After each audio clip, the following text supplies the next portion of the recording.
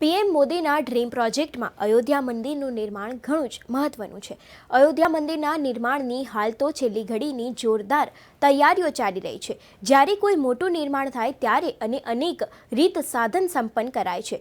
અયોધ્યા મંદિરના નિર્માણમાં ગુજરાતનો પણ મહત્વપૂર્ણ ફાળો રહેલો છે. અમદાવાદના ડબગરવાડના કામ ધંધો કરતા જબગર સમાજના લોકો દ્વારા અયોધ્યા મંદિર માટે એક વિશેષ ભેટ તૈયાર કરવામાં આવી છે. આવો જોઈએ આ ભેટ શું છે.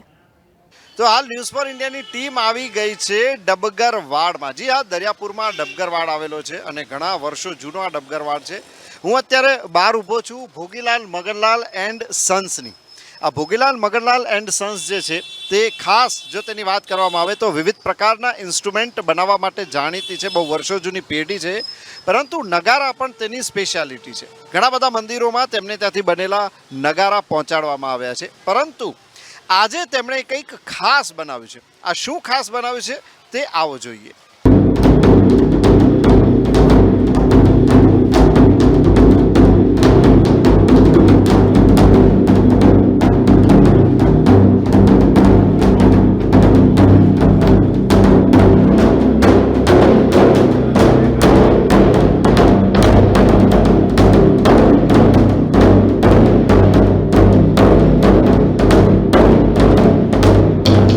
છે ડબગરવાડમાં આવેલા ભોગીલાલ મગનલાલ એન્ડ સન્સની અંદરનો નજારો, જ્યાં આપણે વિવિધ પ્રકારના નાના મોટા નગારાઓ જોઈ શકીએ છીએ.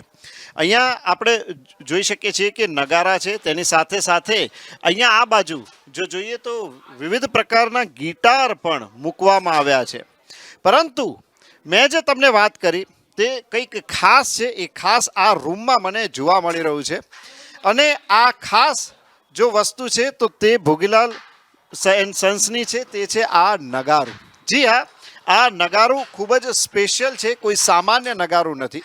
આનું વજન લગભગ 400 થી 500 કિલો જેટલું છે, અને 15 થી 20 કારીગરોએ 3 મહિના સુધી સખત મહેનત કરીને આ નગારું બનાવ્યું છે. હવે વાત કરવામાં આવે આ નગારાની ખાસિયત શું છે, તો કે ભાઈ ડબગર સમાજના જે લોકો છે તેમણે ભેગા થઈને આ નગારું બનાવ્યું છે. અને ખાસ કરીને વાત કરીએ તો પીએમ નરેન્દ્ર મોદીનો જે ડ્રીમ પ્રોજેક્ટ છે, સૌથી મોટો ડ્રીમ પ્રોજેક્ટ અયોધ્યામાં રામ મંદિર.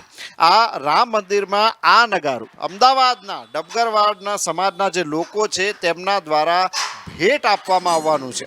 બહુ જ અદ્ભુત કલા કારીગરી છે. હજુ આનું કામ ચાલી રહ્યું છે, પરંતુ જ્યારે આ સંપૂર્ણ બનીને તૈયાર થઈ જશે આ નગારું, ત્યારે આપણે ગર્વથી કહી શકીશું કે ડબગરવાડનું આ નગારું અમદાવાદથી અયોધ્યા રામ મંદિર સુધી પહોંચ્યું છે. કેમેરા પર્સન રાજેન્દ્ર પટેલ સાથે Kumar Barot, news for India, Ahmedabad.